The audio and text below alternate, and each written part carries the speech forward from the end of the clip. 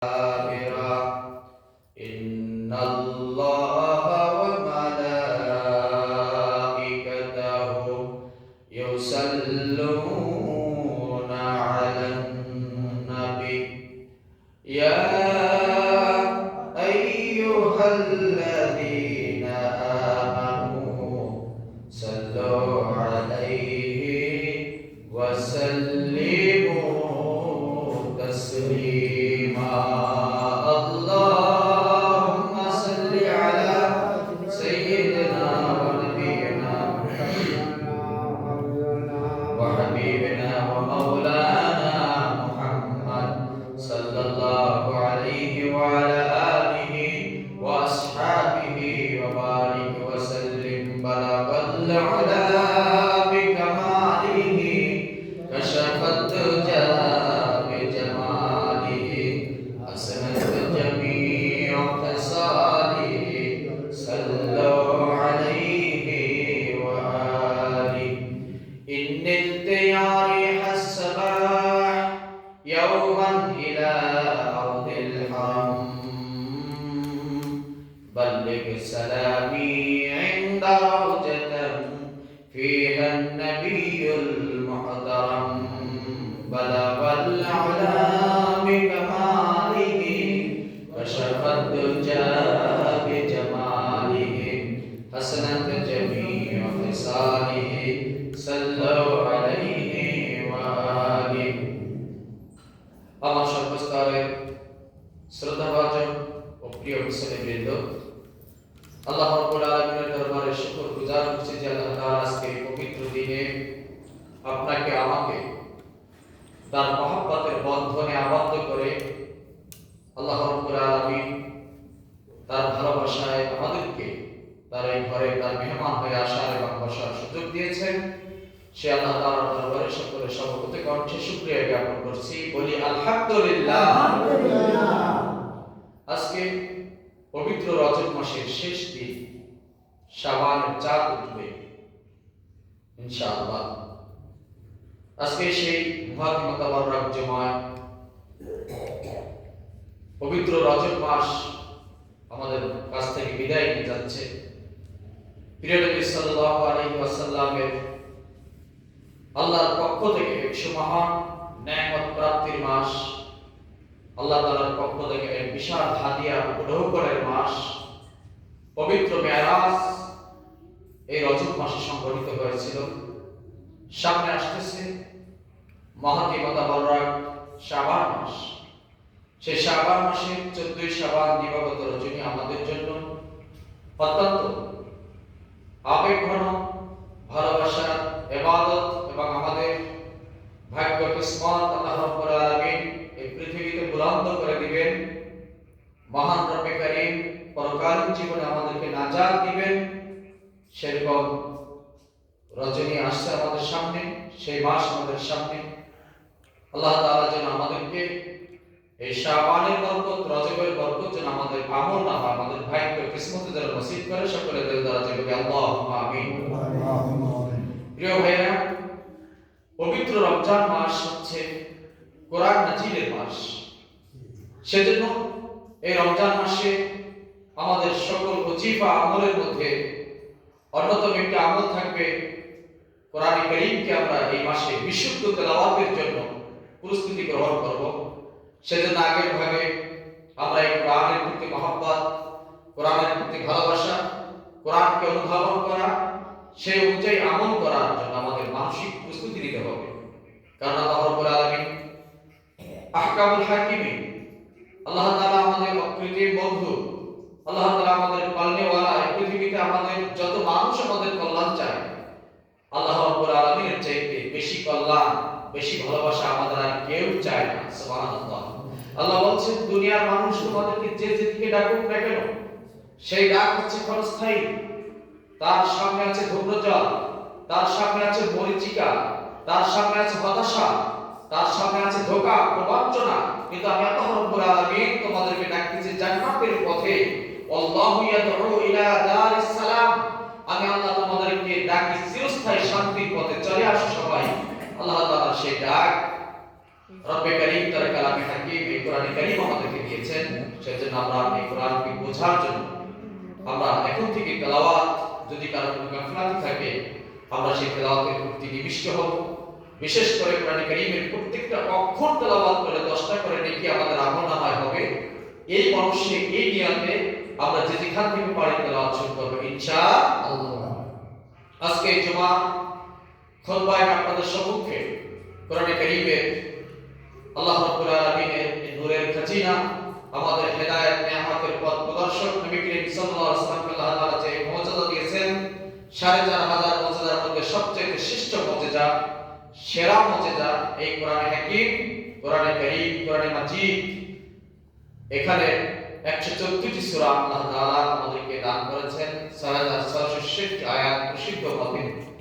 এই কোরআনে কারীমের পরের পারা অন্যতম একটি সূরা সূরাতুল কাহাফ থেকে আমি 2 টুকরা আয়াত কারীমে তেলাওয়াত করেছি। সময়ের মধ্যে সাধ্য অনুযায়ী এর উপরে 2টি কথা বলতে চাই। আল্লাহ তাআলা আমাদেরকে বলা, শুনে, বুঝা এবং তদনুযায়ী আমল করার নিয়ামত তৌফিক আমাদের সবাইকে দান করুন। আর একবার মহব্বত বলেন আল্লাহুম্মা আমিন। ভাইরা আমার, এই জামানাটা অত্যন্ত ভয়ঙ্কর জামানা। কারণ কবি বলছেন জামানা বা এক হাল রাহতা নেহি, গুজাশতা জামানা ফির আতা নেহি। আমাদের মুরব্বিরা জানবেন, আজ থেকে 20 বছর আগেও এই পৃথিবী, এই সমাজের কালচার যেরকম ছিল, 20 বছরে এসে আপনারা যে পরিবর্তন দেখতেছেন, তাতে আর সামনের 20 বছর পরে যে কি হবে সেটা কিন্তু কল্পনা করা যায় না। আমরা বলি এই যুগ সভ্যতার যুগ, এই যুগ আধুনিকতার যুগ, এই যুগ বিজ্ঞানের যুগ, ইত্যাদি ইত্যাদি বলে আমরা যে গা ভাসিয়ে দিচ্ছি। কিন্তু এই যুগ যে ঈমান ও নৈতিকতা অবক্ষয়ের যুগ, এটা কিন্তু আমাদের খুব কম বুঝে আসে। এটা নিয়ে আমাদের চিন্তা কম, চেতনা কম। আর এই জন্যই আমাদের উপরে বিভিন্ন বালা মুসিবত, আযাব গজব আসবে। যতগুলি কিয়ামতের আলামত এই পৃথিবীতে আসবে, তার মধ্যে অন্যতম হচ্ছে এই পৃথিবীতে দাজ্জাল এর আবির্ভাব হবে, দাজ্জাল আবির্ভূত হবে এবং দাজ্জাল আপনার আমার ঈমানকে হরণ করে নিয়ে আল্লাহ দ্রোহী বানিয়ে দেবে এবং ইসলাম থেকে আমাদেরকে দূরে সরিয়ে দেবে। সেই ফিতনাতে দাজ্জাল থেকে নবী করিম সাল্লাল্লাহু আলাইহি ওয়াসাল্লাম আল্লাহ তাআলার কাছে প্রতিনিয়ত দোয়া করতেন।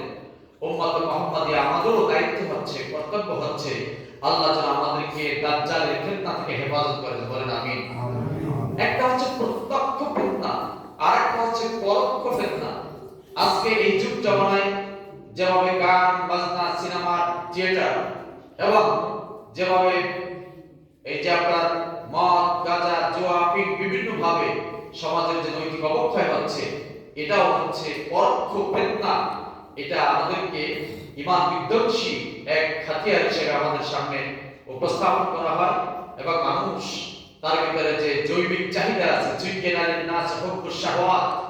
মানুষের এই যে জৈবিক চাহিদার কারণে তার অন্তঃকরণকে শয়তান তার ভিতরে ঢুকে পড়ে, তার উপরে সে প্রভাব বিস্তার করে আমাদেরকে আমল থেকে বিচ্ছিন্ন করে দিচ্ছে। সেজন্য দাজ্জালের ফিতনা থেকে যদি আমরা বাঁচতে চাই, তাহলে এই সূরা কাহাফ আমাদের অন্যতম একটি হাতিয়ার।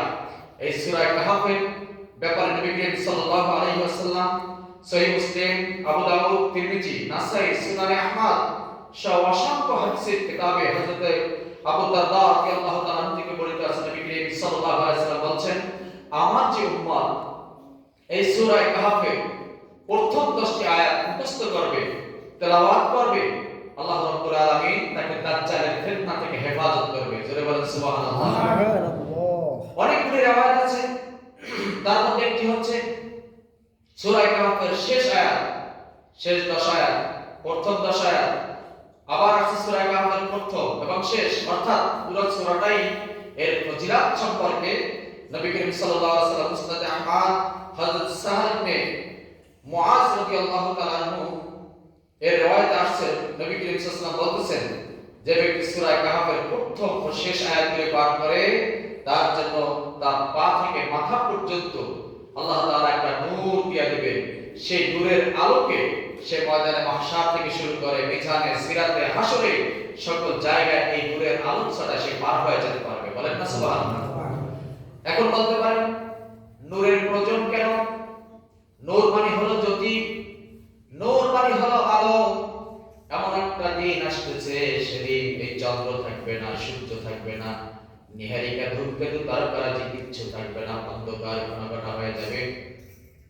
ঘনীভূত অন্ধকারের মধ্যে, অন্ধকারের এই পরম ঘনঘটার মধ্যে বান্দা তার নূর যে আমল সে করেছে, সে আমলের কারণে তার সামনে আলো দেখতে পাবে। এই আলোর বর্তিকা দিয়ে সে কবর থেকে উঠে চলতে চলতে চলতে চলতে সে হাসরের ময়দানে চলে যাবে, এবং এই আলোর বর্তিকার মাধ্যমে সে মিজান সিরাত পার হয়ে আল্লাহ রাব্বুল আলামিনের জান্নাতে চলে যাবে। সুবহানাল্লাহ। তাহলে সূরা কাহফের প্রথম 10 আয়াত, শেষ 10 আয়াত তেলাওয়াত করলে তার শরীরটা যতটুকু ওই পরিমাণ নূর তার হবে, ওই পরিমাণ আলো হবে, এটা দিয়ে সে চলতে পারবে।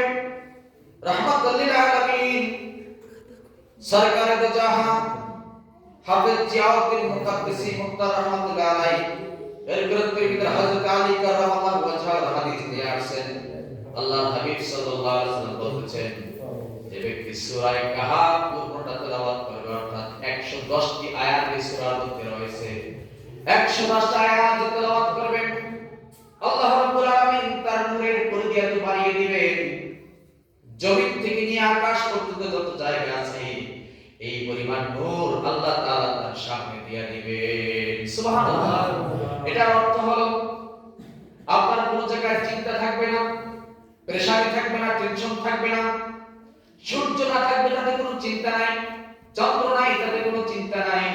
আল্লাহ রাব্বুল আলামিন আপনার আমলের নূরে সূরা কাহফ আপনি শুক্রবার সে পরিপূর্ণভাবে তেলাওয়াত করছেন, সেজন্য আল্লাহ তাআলা আপনাকে এই নূর দান করবেন। এই নূরের আলো আপনার সামনে থাকবে, মানে আপনি টেনশনে, বিনা চিন্তায়, নির্দ্বিধায় আল্লাহ রাব্বুল আলামিনের সকল পরীক্ষার যে মঞ্জিলগুলি আছে বান্দার জন্য, সব মঞ্জিলগুলি পাড়ি দিয়ে দিয়ে আল্লাহর দরবারে আপনি জান্নাতের টিকিট নিয়ে জান্নাতের মালিক হয়ে যাবেন। সুবহানাল্লাহ। এটা সূরা কাহফ আমাদেরকে তেলাওয়াত করা উচিত। আমি আপনাদেরকে বলবো, এখন তো আমাদের জন্য খুব সহজ। আপনি যদি মসজিদের ইমাম সাহেবের সাথে, মুয়াজ্জিনের সাথে, আপনি দেখেন আলেমের সাথে সম্পর্ক রাখেন, আপনার মনের অবস্থা এভাবে হয়, তার কাছ থেকে আপনি তেলাওয়াত শুনতে পারেন, অডিওতে তেলাওয়াত শোনা যায়, আপনি শুনে শুনে আস্তে আস্তে কোরআন কারীম ধরে ধরে আপনি একদিকে শুনতে থাকবেন আর একদিকে ধরতে থাকবেন।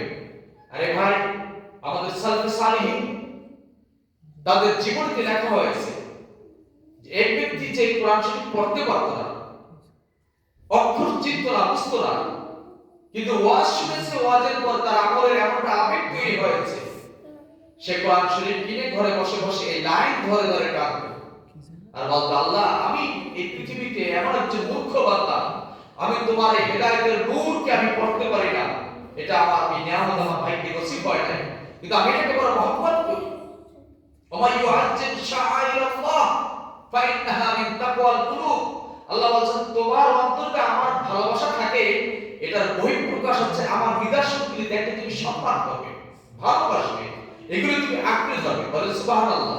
সেজন্য আমরা আগের মুরব্বিদেরকে দেখতাম, বা এখনো যারা আছেন সালফে সালেহীনদের বুজুর্গানের দ্বীনের পথকে যারা অনুসরণ করেন, এখন তো অনেক উদ্ভট ওয়াজ, উদ্ভট কথাবার্তা সমাজে চলে আসছে, যার জন্য মানুষ এখন আমল থেকে পিছিয়ে যাচ্ছে, মানুষের অন্তর থেকে তাকওয়া উঠিয়ে নেওয়া হচ্ছে।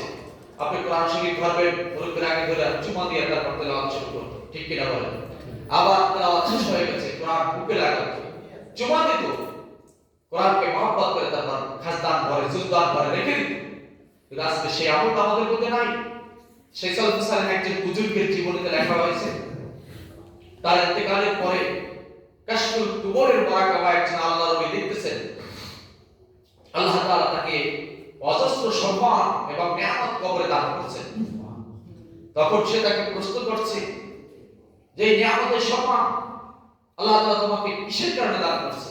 বলছে, আমি তো নাখানদার মানুষ, আমি তো একজন মূর্খ মানুষ ছিলাম, আমার এরকম কোনো বড় আমল নাই, তবে আমি আল্লাহর কোরআনকে বড় মহব্বত করছি, কোরআন পড়তে পারি না ঠিক, কিন্তু আমি সকাল সন্ধ্যা নামাজের পরে কোরআন শরীফ ধরে ধরে লাইনে লাইনে আমি হাত টানতাম, আর অন্তর চক্ষু থেকে আমার বিগলিত হতো, চোখ থেকে পানি ঝরতো, আমি বলতাম, আল্লাহ এটা তোমার কালাম, কিন্তু আমি তো পড়তে পারি না, আমি তো বুঝি না। তো এই টানার কারণে, এই মহব্বতের কারণে কোরআনকে তাজিম করার কারণে আল্লাহ তাআলা আমাকে কবরে এই তাজিম করতেছেন, এই সম্মান দিয়েছেন। সুবহানাল্লাহ। ঠিক পরে ওনার ঘরে এসে দেখা গেল উনি কোরআনের লাইনে লাইনে আঙ্গুল টানতে টানতে আঙ্গুলের দাগ, অর্থাৎ একটা যে তৈলাক্ত যে ভাব, ওটা অক্ষর করে লাইনে লাইনে পড়ে আছে, আটা যুক্ত এরকম হয়ে গেছে। এতটা মহব্বত করতে কোরআন কারীম। আমরা যদি আল্লাহর এই বিধান, আল্লাহর এই সংবিধান, আল্লাহর এই কালাম, নবী করিম সাল্লাল্লাহু আলাইহি ওয়াসাল্লামের ৪,০০০ মুজিজার মধ্যে শ্রেষ্ঠ মুজিজা এই কোরআন যদি আমরা মহব্বত করে চুমু খাইতে পারি, যেখান থেকে পারি সেখান থেকে তেলাওয়াত করতে পারি, সূরা কাহফের তেলাওয়াত যদি শুক্রবার দিন শুনতে পারি, রাহমাতুল লিল আলামিন বলতেছেন, তাহলে আল্লাহ রাব্বুল আলামিন তার মর্যাদা এরকম দিবেন, যদি সে পৃথিবীতে বেঁচেও থাকে আর দাজ্জাল যদি তার সামনেও আসে, দাজ্জাল যত বড় প্রতারক হোক, যত বড় ধোঁকাবাজি দিতে চাক, যত ফিতনা তার সামনে নিয়ে আসুক, কারণ দাজ্জাল তো সে সামনে দেখাবে ডান হাতে তার কীর্তি বেষ্ট থাকবে, বাম হাতে তার কীর্তি যোজক থাকবে, সে একটা মানুষকে হত্যা করে আবার জীবিত করতে পারবে, সে যেখান দিয়ে যাবে বলবে এখানে বৃষ্টি হয়, সঙ্গে সঙ্গে বৃষ্টির অঝর ধারায় বৃষ্টি বর্ষিত হবে, সেখানে ফল ফলাদি হবে, আবার যে জায়গার জন্য বলবে এখানে কিচ্ছু হবে না সেখানে মরুভূমি হয়ে যাবে। এই বড় ফিতনা দেখে মানুষ ঈমান হারা হয়ে দাজ্জালের পিছে চলে যাবে। ঠিক সেই সময় সূরাতুল কাহফের আমলটা থাকবে। আল্লাহর হাবিব বলছেন এই সূরা কাহফ তার অন্তরে থাকার কারণে, এটা তেলাওয়াত করার কারণে দাজ্জাল তার সামনে আসার পরেও তাকে কোনো ধোঁকায় সে প্রবঞ্চনা দিয়ে তাকে ধোঁকা দিতে পারবে না। যারা বলেন সুবহানাল্লাহ। ভাইরা আমার, অগণিত কথা এই সূরাটির ভিতরে আছে। যেহেতু সময় সংক্ষেপ, আমি সংক্ষিপ্ত আকারে এই সূরাটা 110টা আয়াত সন্নিবেশিত, অনেকগুলি ঘটনা আমাদের হেদায়েতের জন্য এটার ভিতরে আছে। সম্ভব হলে আমি ধারাবাহিকভাবে যদি সম্ভব হয় এটার উপরে আশা করি সামনে থেকে তাফসীরও করার মানসিকতা আছে। আল্লাহ তাআলা তৌফিক দান করেন, আপনারা সেভাবে মানসিকতা রাখেন। আজকে এই সূরাটার সান্নিধ্য সম্পর্কে আমাদের একটু অবগত হওয়া দরকার। আমরা কাজ করতে গেলে আমাদের অনেক সময় ইসলামী শরিয়ার নীতিমালা, ইসলামী শরিয়ার আদর্শগুলো আমরা ভুলে যাই। কি বলেন, কথা ঠিক কিনা? কাজ করতে গেছেন, আপনি খেতে ধান রোপণ করবেন, যে বীজ কোচা বলে আমরা বীজের যে কোচা খুলে আপনি রোয়া শুরু করছেন, কিন্তু এটা তো ইসলামী শরিয়াত বলে না। ইসলামী শরিয়াত বলে আপনি যখন ধানটা বপন করতেছেন আপনার মুখ থেকে একটা কথা আসবে, সেটা কি? বিসমিল্লাহির রহমানির রহিম। বলেন সবাই, বিসমিল্লাহির রহমানির রহিম। আল্লাহ তাআলা শুরু করছেন যিনি দয়ালু মেহেরবান, যিনি আপনার ইহকালীন জীবনের রিজিকের জিম্মা বানিয়েছেন আর পরকালীন জীবনের এরকম রিজিকের জিম্মা বানিয়েছেন। দুনিয়ার মধ্যে দেখেন কত খাটাখাটনি আমাদেরকে করতে হয়। এই পৃথিবীর যে যত বড় লোক তার কিন্তু সেভাবে পরিশ্রম করতে হয়। আপনারা মনে করছেন আমরা গরিবই মনে পরিশ্রম করি। গরিবের হয় শারীরিক শ্রম আর বড়লোকদের হয় কায়িক শ্রম, স্নায়বিক শ্রম। আপনি জোসেফ বলেন, আপনি বিল গেটস বলেন, আপনি বিশ্বের বড় বড় নামী দামি ধনী এবং বড় কোম্পানির মালিকগুলোর কথা বলেন, তারা যে কতটা টেনশন ফিল করতেছে সেটা আপনি কল্পনাই করতে পারবেন না। আরে তাদের ভিতরে এক নম্বর টেনশন হচ্ছে যে পৃথিবীর বড় ধনী এর ভিতরে নামটা যার লেখা হয়েছে, এক নম্বর যার নামটা আছে, ওনার ভিতরে সবসময় পেরেশানি কাজ করে, টেনশন কাজ করে। কারণ তাদের তো সেকেন্ডে সেকেন্ডে তাদের ডলার অ্যাকাউন্টে জমা হয়, তারা বিলিয়ন বিলিয়ন ডলারের মালিক। এরকম বাংলাদেশে 50 বার বাজেট দিতে পারবে এরকম একজন মানুষের কাছে সম্পদ আছে। তাহলে সে চিন্তা করে কি জানেন, আমার নামটা এক নম্বরে আসছে, সাবধান আমার নামটা যেন এক থেকে কখনো দুই না হয়। এজন্য তার পেরেশানি, তার কোন কোন কোম্পানি কোন কোন জায়গায় সারা বিশ্বব্যাপী তার কোম্পানি এটাকে কিভাবে করে সাজায় রাখবে, এটা আরো স্মার্ট হবে, সেজন্য তার চিন্তা। আর দুই নম্বর যেন চিন্তা কেমনে সে ওনাকে ড্রপ করে। আর যদি 5 লাখ কোটি টাকার মালিক বেশি হইতে পারতো, আর যদি 500 কোটি ডলার তার বেশি হইতো, তাহলে সে এক নম্বর নামটা দেখাইতে পারতো। এখন তার কোম্পানিকে আর কিভাবে স্মার্ট করে এই টাকার মালিক হওয়া যায়, তার চিন্তা এইভাবে। ভাইরা আমার, আমাদের গরিবদের যেমন চিন্তা আমার সন্তান আগামীকালকে কি খাবে, স্কুলের ফি বেতন কেমনে দেব, বড় লোকের চিন্তা এইভাবে করে তাদের চিন্তা, তাদের জ্ঞান থাকবে, তাদের ব্র্যান্ড নামি দামি ব্র্যান্ডের কত গাড়ি কার জিম্মায় আছে, কি কত গাড়ির মালিক, কি কত শর্টের মালিক। আপনি কল্পনা করতে পারবেন একজন মানুষ সে স্বর্ণ মিশ্রিত পানি, স্বর্ণগোলা পানি সে খায়, যার 1 লিটার পানির দাম বিভিন্ন ভাবে আসছে 7 লক্ষ টাকা। এরকম পানি সে ডেলি একদিনই খেয়ে ফেলে, এরকম কয়েক লিটার পানি সে খায়। তাহলে কত টাকার মালিক হলে পরে এরকম লাইফ লিডিং করতে পারে? তার তো আবার টেনশন সেই হবে। আপনি আমি অটো এখান থেকে বাউফল করে 15 টাকা ভাড়া দিয়ে যাই, বেশ আমাদের হয়ে যায়। কিন্তু একজন বড় লোক এখান থেকে বাউফল করে তার 500 টাকা যায় দিতে খরচ হচ্ছে, কারণ সে যে গাড়িটা হোল্ড করে ওটার খরচটা ওইভাবে। সেজন্য এই দুনিয়ায় বড় লোক বলেন, মধ্যবিত্ত বলেন, আর ছোট লোক বলেন, আর গরিব বলেন, একজন খয়রাতি কিন্তু কত পরিশ্রম করতে হয়, এই ঘর থেকে ওই ঘর, ওই ঘর থেকে ওই ঘর, যায় ফিরিয়ে দেয়, দেয় না, কত রকম কথা শুনতে হয়। তাহলে পরিশ্রম আছে না নাই? আল্লাহ রাব্বুল আলামিন বলেন এই দুনিয়ার মধ্যে তুমি পরিশ্রম করে তোমাকে খেতে হয়, চিন্তা তোমার সব সময় লেগেই থাকে, রাতের আধারে আরামের ঘুম তোমার হয় না, কিন্তু আমি আল্লাহ রাব্বুল আলামিন তোমাকে এমন জান্নাতে রেখে দিতেছি, দুনিয়ার মধ্যে সাময়িক ক্ষণিকের জিন্দেগি যদি আমল আর ঈমান নিয়ে থাকতে পারো, আমি আল্লাহ রাব্বুল আলামিন এমন জান্নাত তোমাকে দিয়ে দেব, সেই জান্নাতে তুমি চিরস্থায়ী, হাজার নয় কোটি নয়, এই জীবনের শুরু আছে শেষ নাই, ওই জীবনে তুমি চিরস্থায়ী মেহমান হয়ে আমার জান্নাতের ভিতরে বসবাস করবে। সুবহানাল্লাহ। মেহমান এর কোনো চিন্তা আছে না? টেনশন আছে? মেজবান যাও কোনো তো আয়োজন করবে, সেটা খাবে। তো দুনিয়ার মেহমানের সামনে মেজবান তার চাহিদা মোতাবেক খাদ্য উপস্থাপন করতেও পারে, আবার করতেও পারে না। সাধ্যমতো চেষ্টা করার পরেও মেহমান দেখা যায় তার মনোনীত হয় না, তার মতো করে রান্না বান্না হয় নাই, সে যে আইটেমগুলো পছন্দ করে সেইগুলো হয়তো হয় নাই।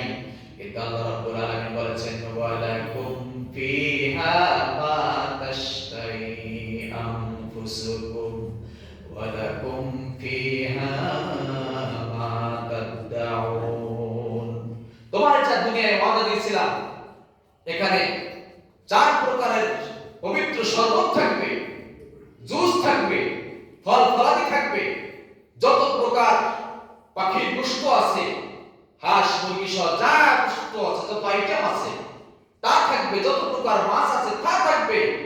এর পরেও তোমার যে খাবার যখন যেভাবে খাইতে মন যাবে, আমি আল্লাহ তাআলা সেইভাবে তোমার সামনে খাবার উপস্থাপন করব। বলেন সুবহানাল্লাহ। সেইভাবে হবে যাবে, তুমি চাবাইয়াও খাবে না, বিনা চাবালে তোমার গলার ভিতরে ঢুকে যাবে, কোনো গন্ধ নাই, সুগন্ধময় সেই জান্নাত, কোনো দুর্গন্ধের নামও নাই, কোন রকম মশার কথাবার্তা, অশ্লীল ভাষা, কোন রকমের ডাক চিৎকার, গালিগালাজ, কেউ কারোর উপরে রাগ হবে, মেজাজ দেখাবে, এরকম কোন চিন্তাই সেখানে নাই। তুমি যা চাবে সব পাবে। নুজুলাম মিন গফুরির রহিম, আমি আল্লাহ তাআলা ক্ষমাশীল এবং দয়ালু মেহেরবান, আমার পক্ষ থেকে সবকিছু মেহমান হিসেবে তুমি পেয়েছো। সুবহানাল্লাহ, তুমি মেহমান আমার। আল্লাহ রাব্বুল আলামিন এই কথাই বলেছেন ইন্নাল্লাযীনা আমানু ওয়া আমিলুস সালিহাতি কানাত লাহুম জান্নাতুল ফিরদাউসি নুজুলা। নিশ্চয় যারা ঈমান এনেছে, ঈমানের সাথে সাথে সৎকর্মগুলি সম্পাদন করে, ভালো কাজগুলি করে, কানাত লাহুম জান্নাতুল ফিরদাউসি নুজুলা, আমি তার জন্য জান্নাতুল ফিরদাউস, সবচেয়ে সেরা জান্নাতটা তার জন্য আমি সেখানে চিরস্থায়ী আবাদ অনন্তশীল জীবনের জন্য আমি জান্নাতকে তার জন্য মেহমানদারি হিসেবে নিরূপণ করেছি। সুবহানাল্লাহ। তাহলে আপনি বুঝেন, দুনিয়ায় কামলা দিয়ে খেতে হয়, বড় লোক আর ছোট লোক, যার যেভাবে সম্পদ আছে তার কামলা সেভাবে দিতে হয়, কিন্তু জান্নাতের ভিতরে কোনো কামলা দেওয়া লাগবে না, কোনো রোজগার নাই, টেনশন নাই, চিন্তা নাই, প্রেশার নাই। সেরকম একটা জান্নাত পাইতে হলে এই দুনিয়ার জিন্দেগিতে আল্লাহকে রাজি খুশি করতে হলে যে কথাগুলি বলা দরকার, সেগুলো আমাদের জবান থেকে আসা দরকার না? তাহলে আমরা প্রত্যেকটা কাজের শুরুতে কি বলবো? বিসমিল্লাহির রহমানির রহিম। কিন্তু শয়তান তো আমাদেরকে ঘুরে রাখে, কাজ শুরু করছে, জিহ্বাকে টেনে ধরে, চেপে ধরে অন্তরের উপরে। আর শয়তান জাসিমুন আলা কলবি ইবনে আদম, শয়তান প্রত্যেকটা আদম সন্তানের কলবের উপরে জাসিম মানে এরকম ঘাপটি মেরে, চিপটি মেরে ধরে থাকে। ইদা যাকারাল্লাহ ফানাসা, যখন বান্দা আল্লাহকে স্মরণ করে, আল্লাহর নামটা তার মুখে আসে, আপনি যতগুলো জিকির করেন প্রত্যেকটার ভিতরে আল্লাহর নাম আছে কিনা? বলেন সুবহানাল্লাহ। আল্লাহর নাম আছে তো? আলহামদুলিল্লাহ, আল্লাহর নাম আছে তো? আল্লাহু আকবার আছে কিনা? লা ইলাহা ইল্লাল্লাহ আল্লাহর নাম আছে কিনা? বান্দা যখন বিসমিল্লাহ, আল্লাহর নাম আছে না নাই? আল্লাহর নাম শোনার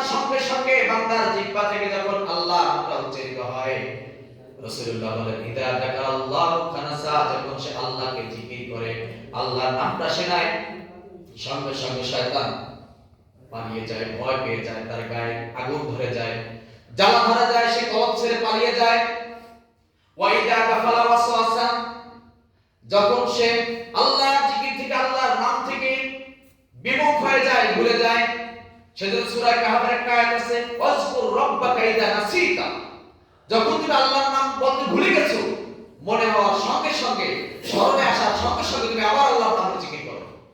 বলবেন আল্লাহ, আরো বলবেন আল্লাহ, আল্লাহ। আল্লাহর নামের জিকির আমাদের জিহ্বা থেকে বের করতে হবে। এই সূরাটার শান-নজুলের মধ্যে চমৎকার একটি কথা নিয়ে আসা হয়েছে।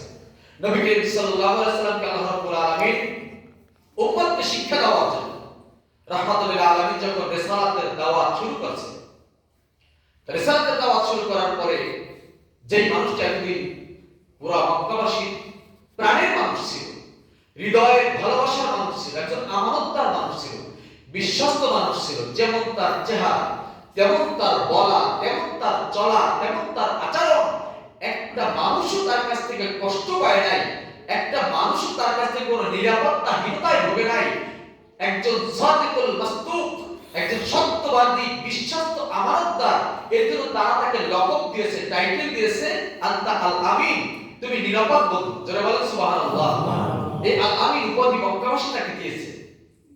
এখন এই মানুষটা যখন আল্লাহর পক্ষ থেকে হেদায়েতের বাণী প্রাপ্ত হয়েছে, তাওহীদ তার উপরে নির্দেশ আসছে, এই রিসালাত তখন সে প্রচার করা শুরু করেছে, তখন মানুষদের মধ্য থেকে গুটি কয়েক মানুষ যখন আস্তে আস্তে তার প্রতি ভালোবাসায় বন্ধনে আবদ্ধ হয়ে আল্লাহ যখন হেদায়েতের নূর তার অন্তরের ভিতরে দিয়েছে, ওই মানুষগুলা সিদ্দিক আকবর, খাদিজাতুল কুবরা, এরকম করে করে যখন ইসলাম এর সুশীতল ছায়াতলে আসা শুরু করছে, মক্কার কাফেরদের শরীরের ভিতরে অভিশাপ নজরে উঠছে।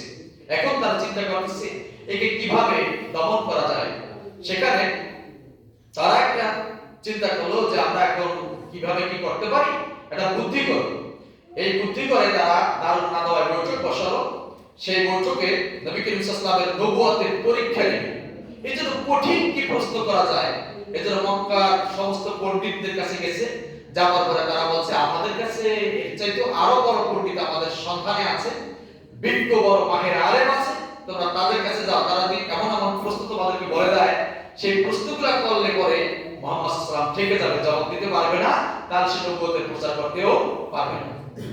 এজন্য তারা কি করলো, নজর ইবনে হারিস এবং উকবা ইবনে আবি মুঈদকে তারা নির্ভর করলো যে তোমরা যদি আমাদের মধ্যে মেধাবী, আমাদের পক্ষ থেকে তোমরা সেই ইয়াসরিব যাও, মদিনা নগরী, বর্তমান মদিনা শহরে তারা পাঠিয়ে দিল, যাও সেখানে তোমরা এই বিজ্ঞজনদের কাছ থেকে বুদ্ধি শিখে আসো, পরামর্শ নিয়ে আসো কিভাবে মুহাম্মদ সাল্লাল্লাহু আলাইহি ওয়াসাল্লামকে ঠেকানো যায়। ওরা যখন সেই ইয়াসরিবের বড় বড় পণ্ডিতদের কাছে গেল, যাওয়ার পরে সেই পণ্ডিতরা বুদ্ধি শিখিয়ে দিল, যাও তিনটা প্রশ্ন তাকে করবে, এই তিনটা প্রশ্নের জবাব যদি সে দিতে পারে তাহলে বুঝে নেবে মুহাম্মদ সাল্লাল্লাহু আলাইহি ওয়াসাল্লাম আল্লাহর পক্ষ থেকে নবুয়ত পেয়েছে। যারা বলেন সুবহানাল্লাহ। আর জবাব যদি না দিতে পারে তাহলে সে নিজেই তো খমোশ হয়ে যাবে, তাহলে তার রিসালাতের কোনো প্রমাণ থাকবে না, কোনো প্রচার করতেও পারবে না। এক নম্বর প্রশ্ন, তাদেরকে ওই তিনজন যুবক সম্পর্কে প্রশ্ন করবে। তিনজন থেকে শুরু করে 5 জন 7 জন পর্যন্ত সাহাবে কাফের আছে এই সূরার মধ্যে, এবং মশহুর করা আছে তারা ছিল 7 জন বন্ধু। ওই যুবকদেরকে কেন তাদের শহর থেকে মানুষ বের করে দিয়েছিল, তাদেরকে কেন বের করে দেওয়া হয়েছে, এই এক নম্বর প্রশ্ন। 2 নম্বর প্রশ্ন করবে এমন একজন মানুষের নাম তাকে বলতে হবে যে মানুষ এই সারা পৃথিবী ভ্রমণ করেছে। আপনি বলেন এই পৃথিবীতে এখন যারা বড় বড় ধনী আছে তারা কিন্তু সব পৃথিবী ভ্রমণ করে না, কারণ তার যাওয়ার প্রয়োজন হয় না, তারা অযথা সময় নষ্ট করতে চায় না। তারা জানতে চাইলো যে মুহাম্মদ সাল্লাল্লাহু আলাইহি ওয়াসাল্লামকে বলবে যে এমন একজন মানুষের নাম বলতে হবে, সে সারা পৃথিবীর এমন কোনো জায়গা নাই, রন্ধ্রে রন্ধ্রে কোষায় কোষায় সে পৌঁছে গেছে, এই মানুষটার নাম কি, সে কে, তার পরিচয় জানতে চাইবে। এরপরে তার কাছে জানতে চাইবে রূহ কি, যেটার মাধ্যমে আমাদের দেহটা সচল থাকে, এই হাত উঁচু করতে পারতেছি, এই জিহ্বা চলতেছে, এই কথা বলতেছি, যেরকম মন চায় সেরকম করতে পারতেছি, আমার শরীরটাকে আমি সুন্দরভাবে চালাতে পারতেছি। কি পারতেছি না? প্রস্রাব আসলে কি এমনি করে যায়? ইচ্ছার উপর নির্ভর করে না? পায়খানা আসলে কি এমনি করে যায় আমাদের? ইচ্ছার উপর নির্ভর করে। এই শক্তি আমাদের ভিতরে কে দিয়েছে? আল্লাহ। আরো জোরে বলতে হবে, কে দিয়েছে? আল্লাহ তাআলা এই শক্তি আমাদের দেহের ভিতরে দিয়ে দিয়েছেন। এটা চলে একটা বলে, সেই পাওয়ারের নাম হচ্ছে রূহ। আল্লাহ রাব্বুল আলামিন বলেছেন, ইয়াসআলুনাকা আনির রূহ কুলির রূহু মিন আমরি রাব্বি ওয়া মা উতিতুম মিনাল ইলমি ইল্লা কলিলা। হে নবী, তারা আপনাকে রূহ সম্পর্কে প্রশ্ন করবে, সামনে নিয়ে কথা হবে। এই তিনটা প্রশ্ন যখন নজর ইবনে হারিস উকবা ইবনে মুঈত বিশাল বড় বৈঠক বসে সকলের মধ্যে নবী করিম সাল্লাল্লাহু আলাইহি যখন জানতে চাইল, আল্লাহর হাবিব বলেন, ঠিক আছে, আমি আগামীকালকে জবাব দিব, আজকে না। তাহলে আপনারা আমাকে এখন একটা কঠিন ফতোয়া, শরীয়তের একটা গুরুত্বপূর্ণ বিষয় জিজ্ঞেস করেন, আমার দায়িত্ব হচ্ছে আমাকে কিতাবের রেফারেন্স দিয়ে দেখা, তারপরে হাদিস, কোরআন, অর্থাৎ কোরআন সুন্নাহ ইসমাকে আছে ভিতরে কি আছে, আমার রাসূল সাল্লাল্লাহু কি ফতোয়া দিয়েছে, এইটা নিরূপণ করে তারপর আপনার সামনে ফতোয়া দেওয়া, নাকি আমার মুখে যেটা আসবে সেটাই বলে দেব। বর্তমানে এরকম হচ্ছে, সেজন্য বলতেছি, বর্তমানে ফতোয়াগুলো এরকম হচ্ছে, মুখে যা তাই বলবে, কোন কিতাবের রেফারেন্স দেয় না, সালফে সালিহিনের কোনো রেফারেন্স নাই। তো নবী করিম সাল্লাল্লাহু আলাইহি ওয়াসাল্লাম বলছেন, মানে আগামীকালকে প্রশ্নের জবাব দেব, আপনারা বলেন এই কথার ভিতরে কোনো ভুল আছে? কি স্বাভাবিক দৃষ্টিতে এই কথার ভিতরে কোনো ভুল নাই? তিনটা কঠিন প্রশ্ন জানতে হবে, বুঝতে হবে, এবং আমি যে তাওহীদের দাওয়াত দিচ্ছি, সকল পৃথিবীর সর্বময় ক্ষমতার অধিকারী তিনি তো আমাকে বলবেন। কারণ কোরআন বলছে, ওমা ইয়ানতিকু আনিল হাওয়া ইন হুয়া ইল্লা ওয়াহয়ু ইউহা। আমার নবী তার নিজের পক্ষ থেকে কোনো কথা বলেন নাই, নবীজির প্রত্যেকটা কথা আমার পক্ষ থেকে ওহী আমি পাঠিয়েছি, তারপর তিনি বলেছেন। বলেন না সুবহানাল্লাহ। বৈঠক ভেঙে গেল, আল্লাহ রাসূল উঠে গেলেন, রাসূলুল্লাহ অপেক্ষায় রইলেন, জিবরিল আমিন আসবে, আমাকে তিনটা প্রশ্নের জবাব বলে দিবেন। আল্লাহ তাআলা আমাকে জানাবার পরে আমি আবার সম্মান করে ওদেরকে জানাই দেব, সবাই পড়ে নেবে লা ইলাহা ইল্লাল্লাহ মুহাম্মাদুর রাসূলুল্লাহ। কিন্তু আগামীকাল হয়ে গেছে, জিবরিল আমিন আসেন না, ওহী নাযিল হয় না, এক নয়, দুই নয়, 15 দিন পর্যন্ত হযরত জিবরিল আসছে না। রাসূলুল্লাহ একদম ঘরমুক্ত হয়ে গেছেন, চিন্তিত হয়ে পড়ছেন, কি হবে, কেমনে জবাব দেব? আল্লাহ তাআলা আমাকে ওহী দিয়েছেন, এখন আল্লাহর পক্ষ থেকে যদি এই প্রশ্নের জবাব না আসে, আমি কেমনে এই প্রশ্নের জবাব দিব? কাফেররা বিভিন্ন রকমের নিন্দা করতেছে, ঠাট্টা বিদ্রূপ করতেছে। 15টা দিন অতিবাহিত হবার পরে আল্লাহ রাব্বুল আলামিন হযরত জিবরিল আমিনকে পাঠিয়েছেন, তার সঙ্গে এক নয়, দুই নয়, 70,000 প্রটোকল দিয়ে 70,000 ফেরেশতা আল্লাহ তাআলা পাঠিয়ে দিয়েছেন। জোরে বলেন সুবহানাল্লাহ। জিবরিল আমিন আছেন, তার সাথে আছেন 70,000 ফেরেশতা। হযরত জিবরাইল আল্লাহর পক্ষ থেকে একটা সূরা নিয়ে আসছেন, এই সূরাটির নাম হচ্ছে সূরাতুল কাহাফ। এই সূরাকে পাহারা দেওয়ার জন্য 70,000 ফেরেশতা চলে আসছে। এই সূরা নিয়ে আসার পরে হাল মুসি করে জিবরিল আমিন হুজুরের কন্ডিশন জিজ্ঞাসা করলেন, অবস্থা জিজ্ঞাসা করলেন, হুজুরের অন্তরের কথা সম্পর্কে জানলেন।